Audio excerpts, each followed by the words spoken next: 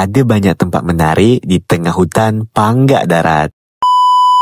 Apa khabar Ika semua? Hari ni kami nak ajak Ika ikut kami jalan-jalan ke salah satu sungai yang ada di hutan Panggak Darat. Kami bersama Bang Yuri dan Bang Maliki. Perjalanan kami bermula lewat kebun cempedak. Lepas tu meresap dalam resam-resam sebab jalannya dah semak. Lepas tu kami lintas titi kayu yang lah kempuk. Jalannya macam ginilah. Walaupun tanahnya basah, Alhamdulillah tak ada pula kami terjumpa pacat. Kalau tak, nak juga tunjukkan ke Ika.